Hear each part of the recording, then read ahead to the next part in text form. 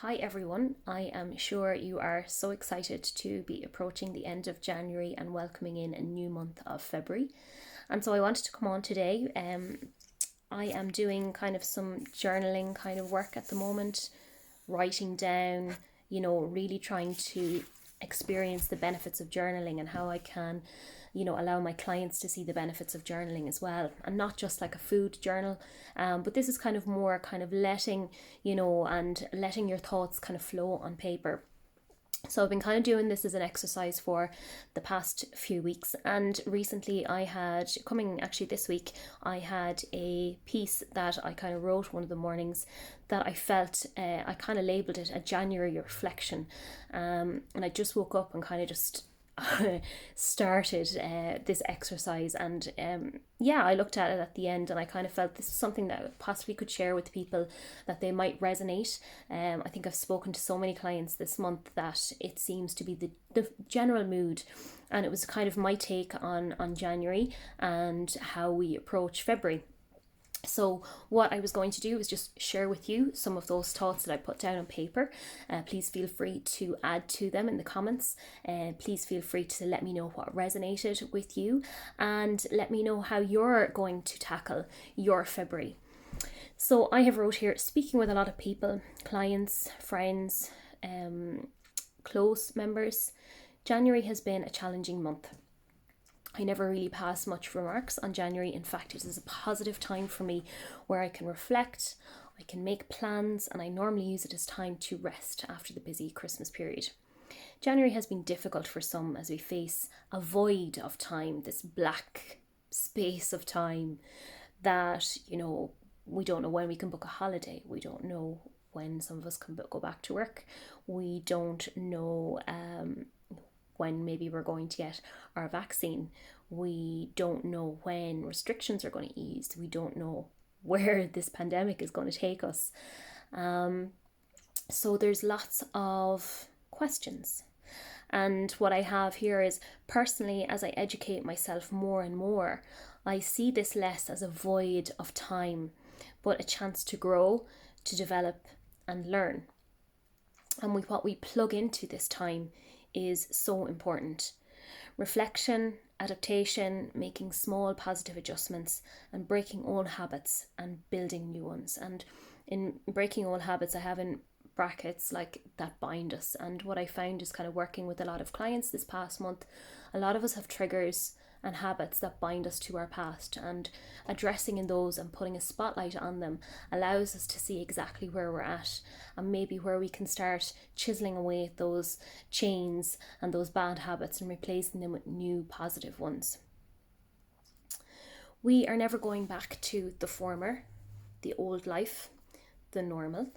We are in the midst of creating that new normal for ourselves, and this can be work, career, business, building relationships, home, personal growth, building connections. And also I have in brackets, and sometimes you need to let fall away the negative, let fall away the stuff that's not working for you, and then focusing and building on the good things around you.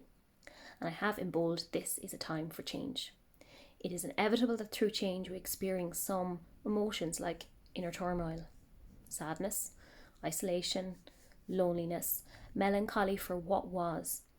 And of course, I understand a lot of people are experiencing grief at this time, where friends, family members are very ill or perhaps have passed away. So it's realizing that these emotions are part of who we are, to accept them and allow them to work through us, work with them, and help us bring us to more a positive, open, forward thinking frame of mind. As I mentioned before, when it comes to change, and particularly change during this time, change that's been forced upon us, change that we force upon ourselves, changes that we just have had to make, sometimes that brings with us a vulnerability, as we feel that there may be a spotlight on us, how we're going to handle change, how we're going to cope with new changes, how we're going to get through a challenge. And this vulnerability can be new for a lot of people, and I know it is for me. And I have here, I generally don't know how to deal with vulnerability sometimes because it's new for me, in a sense that I've always chosen the independence, the strength, and going the battles alone, which a lot of us can resonate with. So I have here is just to use it as a time to reflect, and to realize that we have nothing to lose, but when we make a positive change, we are making a change for the better.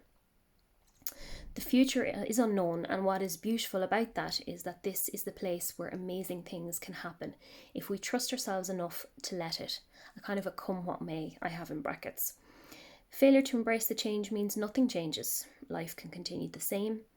Autopilot for some of us, we can feel we're left behind, and things that are, become predictable are more known, more safe, and more secure. And then I have after that, well, what's wrong with that? What's wrong with wanting some safety and security?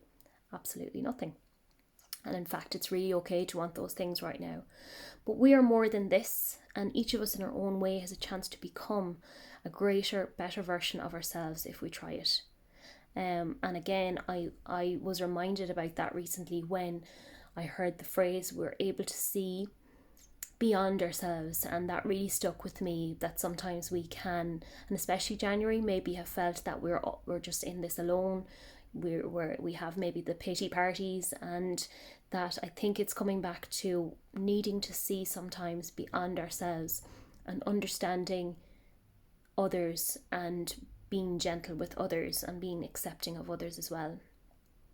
So tying in with all of this are the principles of kindness, of gratitude, acceptance, forgiveness, and appreciation for the present. And these are kind of words that I always kind of gravitate towards, especially when sometimes I feel that you can be taken down a negative path.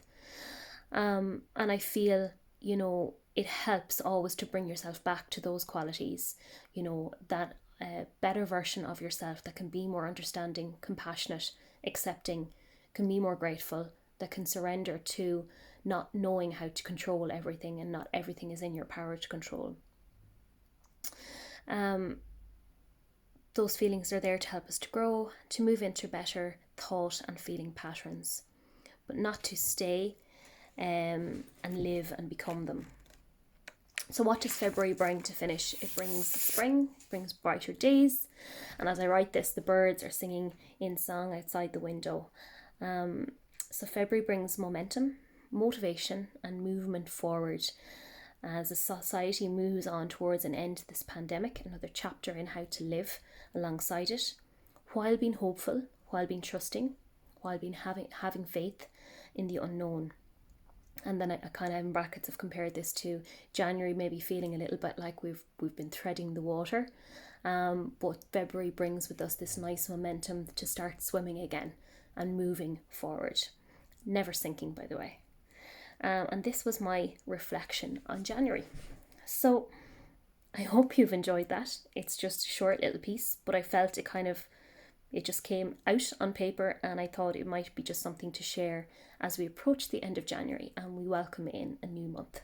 So thank you for listening. Thank you for watching. And as I said, please feel free to share your comments on whether this resonated with you, what aspects do you take away from this, and how you can maybe add to this, or what your thoughts are on ending January and going into February.